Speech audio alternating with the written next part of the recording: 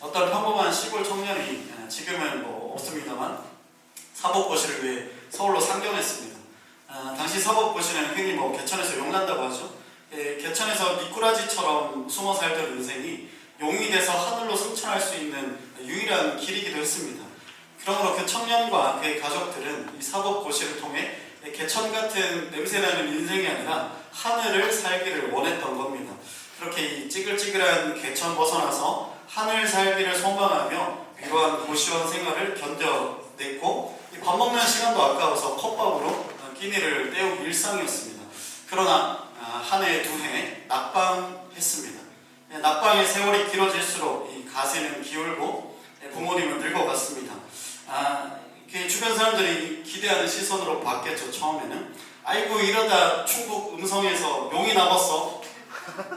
우리 동규처럼 충북 음성에서 용이 나봤어 이랬었죠. 기대했던 고향 사람들은 저 이제는 한 해 두 해 낙방하는 시기가 길어질수록 저 이제 고시 중독이야, 포기하는 것도 용기야, 안 될 놈은 결국 안 되더라고, 제 PC방 갈 때 알아봤어, 이렇게 기대하던 사람들의 시선도 변하여 이제는 조롱을 하게 됩니다.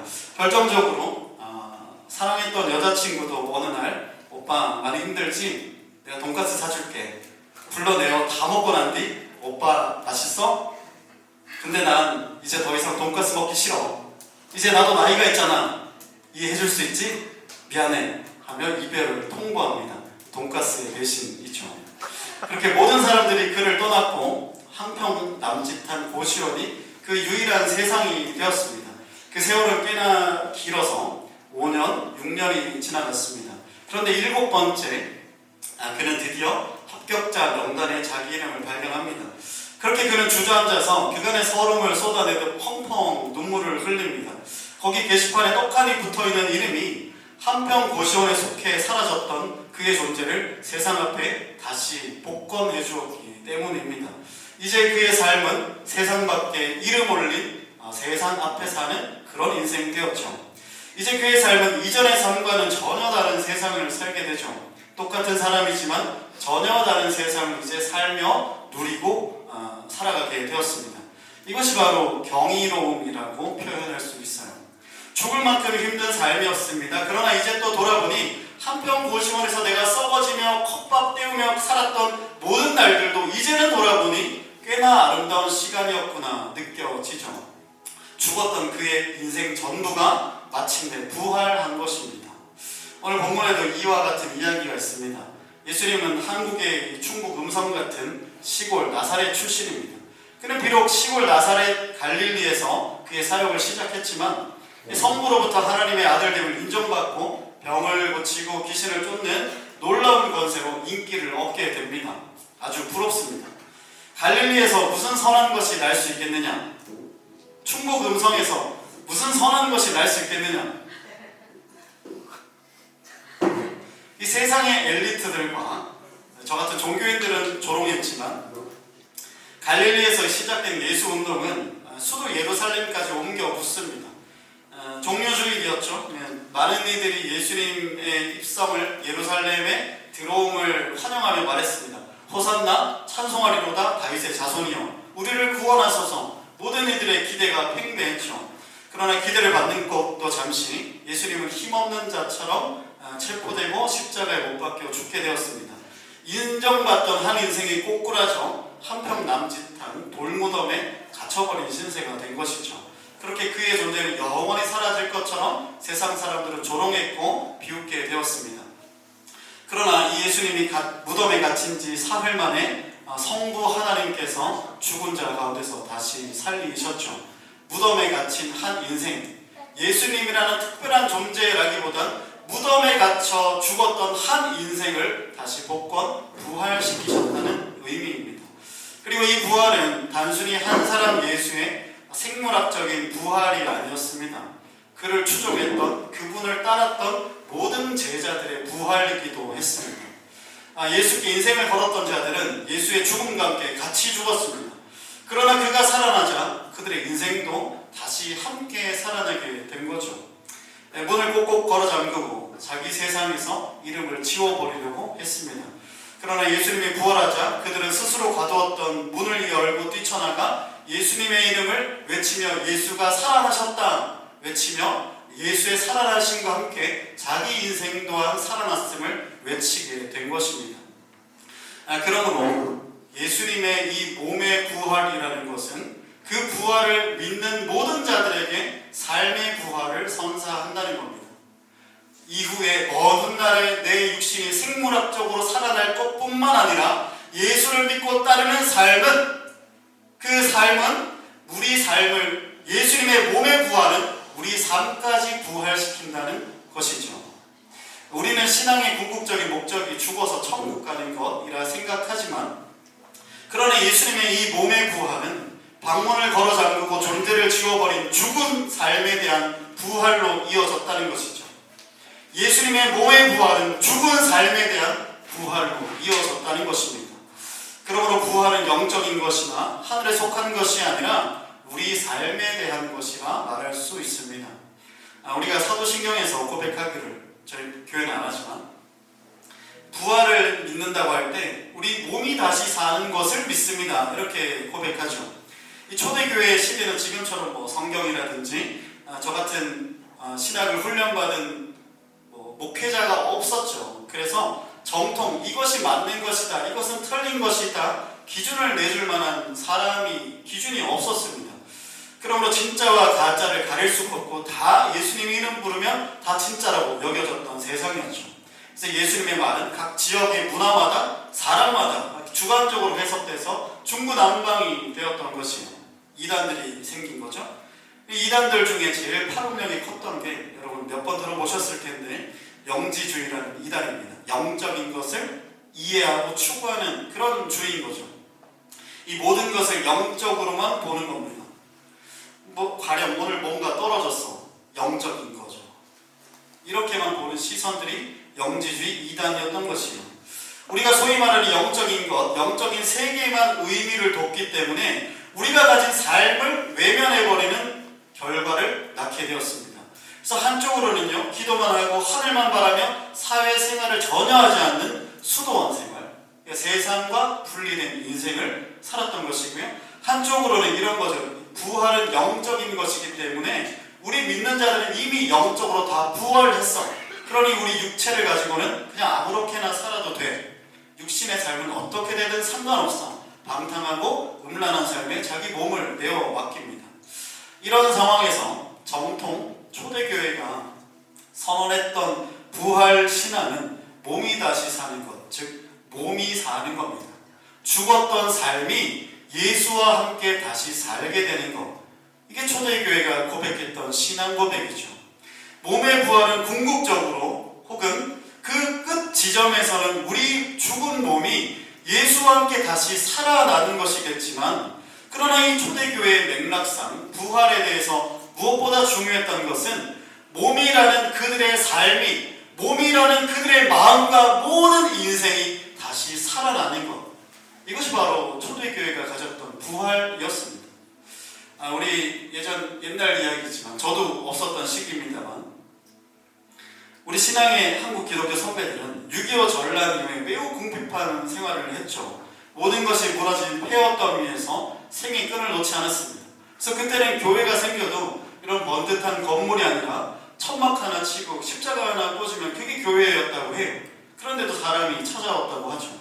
예배할 수 없는 상황이었고 참 녹록치 않은 상황이었습니다. 그러나 그들은 부활을 기념하는 주일이 되면요, 이 새하얀 흰옷을 빳빳하게 다려입고 교회 가서 예배드렸다고 합니다. 주일날 기독교인들은 저마다 보는 거죠. 동네 사람들은 그렇게 찌글찌글하게 떼묻고 살아가던 그 사람들이 주일날만 되면 새 옷을 빳빳하게 다려입고 교회로 가는 거예요. 저들은 무슨 믿음을 가지고 있는가? 저들은 어떤 삶을 살고 있는가? 모든 이들이 궁금해했다는 거죠. 그렇게 그들은 새하얀 옷 입고 천막 같은 교회에 들어가 하나님을 찬양하고 예배했습니다. 그래서 전란 이후에 이 기독교인들은 이 폐허더미 위에 핀 하얀 꽃과 같은 그런 존재들이었습니다. 그리고 또 주일에는요, 제일 좋은 한복, 그때는 한복이었잖아요. 한복을 꺼내 입고 교회로 갔습니다. 우리는 오늘 주일이지만 캠핑 때문에 좀 거지 같은 거 입고, 아니면 내 이거 제일 좋은 옷인데 하실 수도 있겠지만, 어쨌든 우리는 좀 슬리퍼 신고 오기도 하고 대충 입고 오기도 하잖아요. 그러나 우리 신앙의 선배들은 제일 좋은 옷 한복 꺼내 입고 왔습니다. 우리 결혼식 할 때 한 번 입는 그 옷 입고 매일을 결혼식처럼, 예수님 만나는 그 주일을 결혼식처럼 여기며 교회에 갔던 것이죠. 힘겹게 공장에서 일하는 중년들도, 파출부로 부잣집에서 굽실거리며 일하는 아주머니도 주일에는 가장 예쁜 옷 한복 꺼내 입고 교회로 갔습니다. 이것은요, 교회 가는데 슬리퍼 신고 오면 안 되지, 이런 장로님들의 예절, 꼰대들의 이야기가 아니에요. 예절 문제가 아니고요, 나는 세상의 어둠, 내 인생의 절망스러움에도 굴하지 않고 나는 밝게 살겠다는 세상을 향한 선언을 옷으로 표현한 것이죠. 그러므로 그들은 부활을 믿었던 것이 아니라 부활을 몸소 살아냈습니다. 부활은요, 믿는 게 아니라 사는 겁니다. 그러므로 예수님과 초대교회가 전하고자 했던 부활이라는 것은 사후세계의 이야기가 아니라 바로 지금 여기 우리의 삶에 관한 이야기인 거예요. 비록 오늘이 지난하고 오늘 새로운 즐거움이 없고 비참한 고시원 단칸방에 갇힌 인생이지만 갈 길 알지 못하는 그런 인생일지라도 여기의 삶에 생기를 불어넣으며 경의로 사는 삶, 이것이 바로 부활로 사는 인생입니다. 여러분, 부활로 산다는 게 진지한데 눈치 없이 자꾸 내려가가지고, 부활로 산다는 게 여러분, 총알 맞아도 재생하고, 무리를 먹고 장풍 쏘고, 아니면 도인처럼 그러니까 우리 친구처럼 흐느적거리면서 도인처럼 예배하는 것이 아니라, 물론 그것도 있겠죠. 마른 뼈 골짜기 같은 이 인생에 가슴속에 한 줄기 빛을 품고 빛된 옷을 걸쳐 입고 그럼에도 불구하고 밝고 경쾌하게 산다는 것, 이게 바로 부활의 삶이에요. 그러므로 부활은 우리가 간절히 소망하는 것이기도 하지만 간절히가 밝게 경쾌하게 살아내는 것, 이게 바로 부활의 삶이죠. 오늘 본문에는 두 부류의 등장인물이 있습니다. 경비병 그리고 여인들입니다. 경비병들과 여인들은 무덤 앞에서 예수님의 부활을 목격하게 되죠. 그런데 이 목격자들의 양상이 다릅니다. 4절에 지키던 자들이 그를 무서워하여 떨며 죽은 사람과 같이 되었더라. 지키던 자들이 그를 무서워하며 떨며 죽은 사람같이 되었다고 기록해요. 여기서 무서워하다는 말이 헬라어로 포보스라고 해서, 우리가 무슨 포비아라고 하잖아요. 돈가스 포비아, 이런 공포라는 말의 어원이 헬라어 포보스라고 합니다. 반면에 여인들에게는 이렇게 기록합니다. 8절에 그 여인들이 무서움과 큰 기쁨으로 빨리 무덤을 떠나 제자들에게 알리려고 다름질할세. 그 여자들이 무서움도 포비아도 있지만 옆에 큰 기쁨, 조이가 있었다는 것입니다. 무서움과 기쁨 결합되어 있죠. 이것을 바로 우리가 종교적인 언어로 말하면 오위라고 하죠. 경이로, 오위. 발음 괜찮아요? 맞죠? 오위? 경이로움입니다. 그러니까 똑같은 부활이라는 사건을 목격했지만 그 부활이 누군가에게는 죽음처럼 다가오고요, 누군가에게는 전율과 경이로움으로 다가왔다는 거예요. 경비병들은 창을 지켜들고 무덤 지켰고, 하지만 부활을 마주한 그들은 죽은 자처럼 되었습니다. 세상이 옳다 말하며 세상에서 창을 지켜들고 있던 자들은 죽은 자처럼 되었지만, 그러나 죽은 자들처럼 숨어 있었던, 마치 겨우 울며 나와 흐느적거리며 무덤을 찾아간 여인들은 부활이 경이로움이 되었던 것이죠. 아니 왜요? 좋은 말 하면 애들은 반응하거든요. 맞다는 말이에요. 이 죽은 자 같던 여인들의 삶이 살아났고 흐느적거리던 발걸음이 경쾌하여 졌다는 말입니다.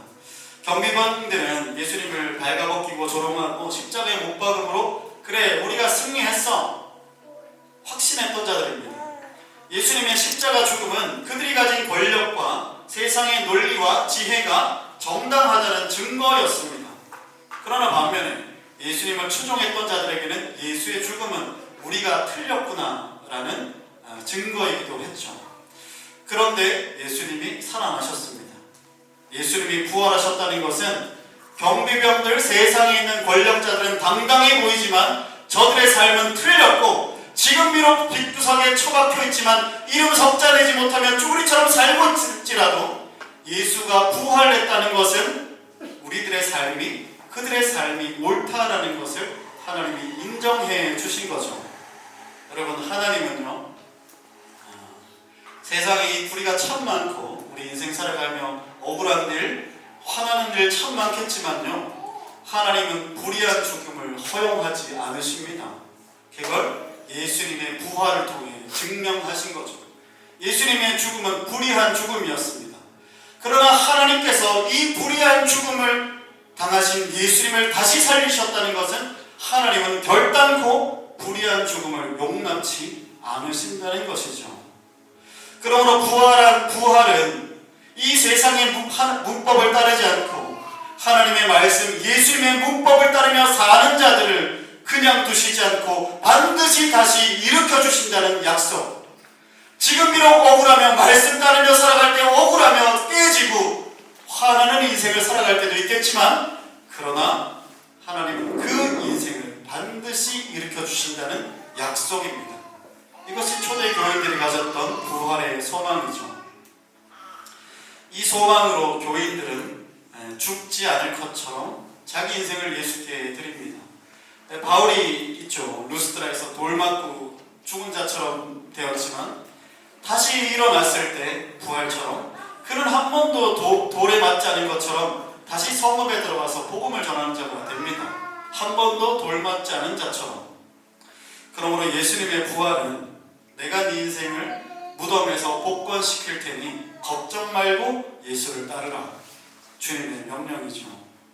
그러므로 부활의 경이로움을 믿는 자들이 아니라 예수님을 따르는 자들이 부활을 믿는 자들입니다. 10절에 이에 예수께서 이르시되 무서워하지 말라, 가서 내 형제들에게 갈릴리로 가라 하라, 거기서 나를 보리라 하시니라. 부활하신 예수님은 여인들에게 말했습니다. 갈릴리로 가라. 내가 거기서 나를 볼 것이다. 나를 볼 것이다. 거기서 너희들이 나를 볼 것이다. 예수님이 가라 말씀하신 갈릴리는 어떤 곳입니까? 제자들의 믿음이 시작된 아주 좋은 곳이기도 하지만 또 치열한 일상이 있었던 곳이기도 하고요. 특별히 예수님을 부인했던 베드로에게는 이 갈릴리는 실패하고 도망쳐 나와 주저앉은 치욕스러운 자리, 실패했던 자리가 바로 갈릴리입니다. 우리는 이 세상을 살아가면서 실패와 좌절을 경험하죠. 시험에 낙방하기도 하고 사업에 실패해서 주저앉기도 하고 수치심을 끌어안고 살기도 합니다.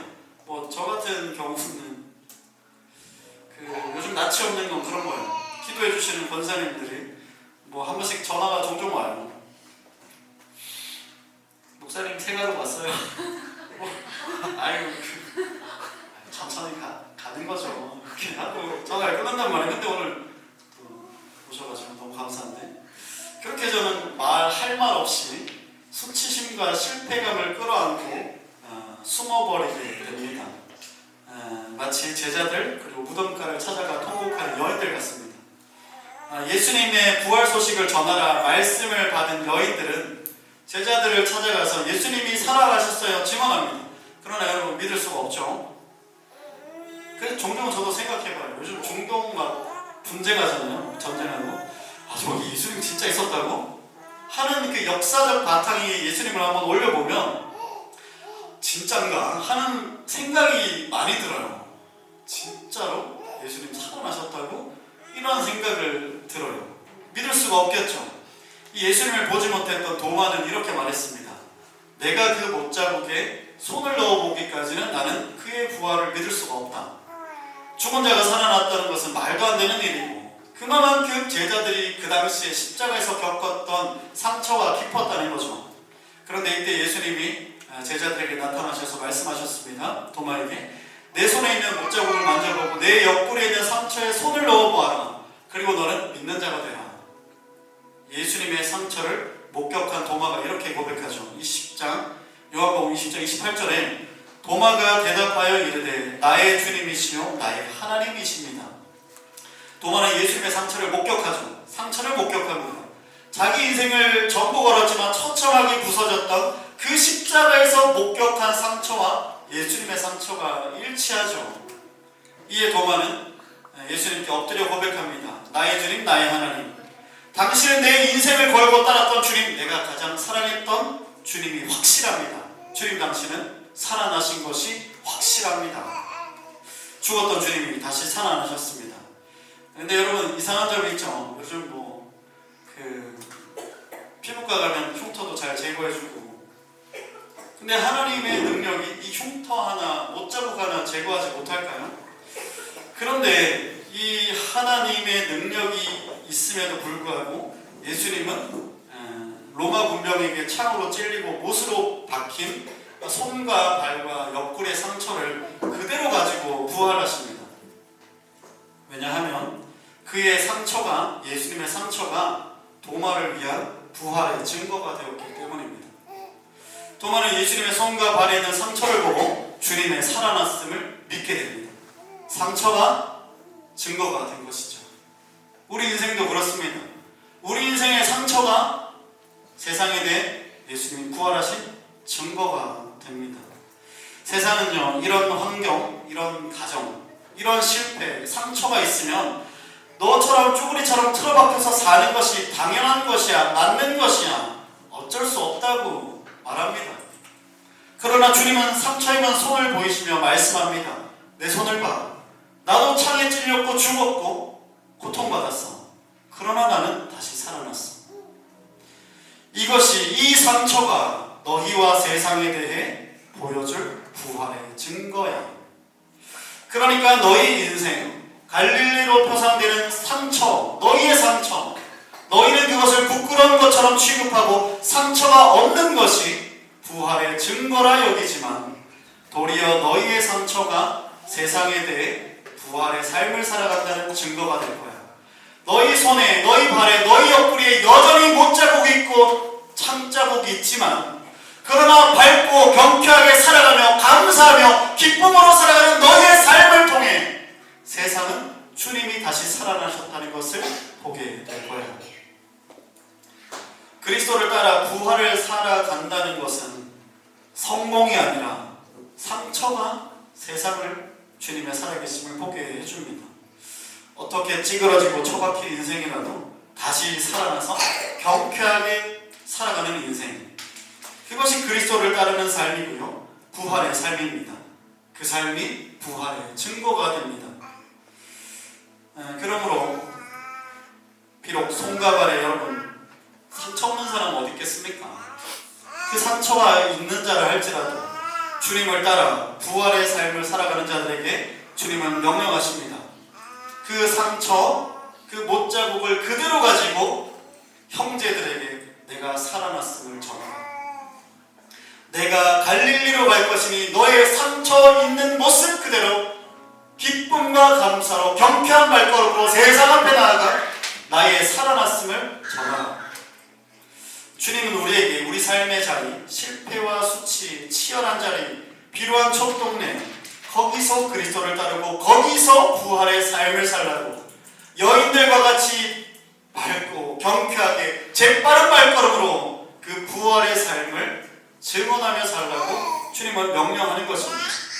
여러분, 입술로 아무리 주님 살아나셨습니다 외쳐도 그 삶이 밝고 경쾌하지 않는다면, 똑같은 삶에 여전히 밑바닥에 주저앉아 산다면 누가 부활을 믿는단 말입니까? 그러니 상처가 있고 고난하고 지난한 인생을 살아가나, 그러나 이 여인들의 발과 같이 밝고 경쾌하게 뛰놀며 주님을 전할 때 그 삶이 부활의 증거가 되죠. 삶으로 살라고 명령하시고, 이제 다 끝났는데요. 기독교 신앙을 알파와 오메가를 부활이라고 봅니다. 여러분, 오늘 부활주일이죠. 교회들은 저마다 사순절, 고난주간, 제의 수요일, 그래요, 부활주일 행사들을 기획하고 행하죠. 알아두시면 좋은 건 사야겠어요. 이쯤 돼야 좀 있으면 이쯤 내려가겠죠? 정말 기억하면 좋은 건 부활주일 여러분 특별한 마음을 좀 얻게 되죠. 그러나 그 부활주일에 버금가는 날이 그냥 매주일입니다. 교회가 예수님 부활하신 날을 주일로 예배드리는 날로 삼았기 때문이에요. 요즘은 저는 사실 절기를 크게 좋아하진 않아요. 근데 요즘은 또 절기, 예식 이런 게 유행이에요. 기독교 우리 흐름에서는. 근데 저는 그렇게 유행하면 또 싫더라고요. 그래서 절기를 썩 좋아하지 않아요. 그냥 이런 생각이 드는 거예요. 주일로 안 되니까 끼부리나? 주일로 안 되니까 끼부리는 건가? 이런 생각을 하는 거죠. 아무튼 주일은 가장 찬란하고 빛된 날이에요. 그러니까 부활주일, 매 주일이 부활주일입니다. 오늘이야말로 가장 찬란하고 가릴 수 없는 빛으로 충만한 날. 일주일 내내 그냥 찌글찌글하게 살더라도 그러나 오늘이 주님 부활하신 날이니 나도 그 부활의 생기받아 다시 내 삶을 일으키며 밝고 경쾌하게 일어서는 삶. 이것이 주일이죠. 그래 여러분 잔소리 하자면 매일 아침이 부활입니다. 아침에 눈 떠가지고 얼마나 빡쳐요. 더 자고 싶은데 방금 잠에 깼으니 조금 피곤하고 짜증 나겠지만 그 아침에 여러분 좀 기억하시면 좋겠어요. 부활했다. 이렇게 그건 어쩔 수 없죠. 우린 나이가 있으니까. 아이고 부활했다. 부활의 신성이 그 간밤의 죽음에서 나를 일으켰다. 그러니 나는 오늘 살아갈 수 있다. 어제까지 실패하여 방문을 걸어 잠그었다 할지라도 짜증과 두려움과 불안이 깊이 깎고 잠에 들었다 해도 부활의 신성이 오늘 나를 다시 일으켰기에 나는 오늘 새롭게 살 수 있다. 어제 아내가 대표 기도를 쓴다고 잠이 들지 않는 거예요. 밖에 나가가지고 뭐해? 왜냐면 또 사람이 옆에 있다가 없으면 잠을 못 자거든요. 뭐해? 이랬더니 짜증내더라고요. 근데 오늘 또 기도를 이렇게 잘 쓸 줄 알았으면 그냥 냅둘 거 됐어. 그 간밤에 짜증나는 마음을 품고 잠에 들었지만 그러나 이 아침에는 부활의 신성이 나를 일으켰기에 간밤의 짜증은 뒤로 보내고 오늘 다시 살리신 주님의 생기로 밝고 경쾌하게 살아갈 수 있는 거죠. 여러분 부활은 거창한 것이기도 하지만요 내 오늘 삶에서는 지극히 평범한 겁니다. 그렇게 부활을 사는 거예요. 감사하고 기쁨. 여러분 감사하는 거 얼마나 어려워요. 근데 그 부활의 능력이 있어야 감사할 수 있고 기쁠 수 없죠. 어제 뭐해 했더니 또 짜증내가지고 아침에 짜증났지만 그러나 부활의 생기가 내 속에 있으면 커피 내리고 빵도 먹고 예배 준비하고 나올 수 있는 거죠. 여러분 부활은 그런 거예요. 그런 겁니다. 1년에 한 번 있는 것이 아니라 매일매일 있는 거. 그렇게 믿고 사는 겁니다. 여러분 정리합니다. 부활은 경비병들에게는 공포였지만 예수님을 따랐던 여인들에게는 기뻐 뛰게 하는 은총이었습니다. 그러므로 부활은 예수를 따라 사는 자들에게 은총입니다. 예수로 인해 기뻐하고 감사하며 밝고 경쾌하게 살아가는 자들에게 부활이 은총입니다. 그러니 그 부활을 이 삶으로 살며 은총의 빛을 이 갈릴리, 이 구월동, 여러분의 직장, 가정, 저와 아내, 우리 딸들 사이에 저래도 지금 화평이 없잖아요. 뒤에서 부활의 은총이 우리 삶에 가득가득 환하게 비추길 주님의 이름으로 축복합니다.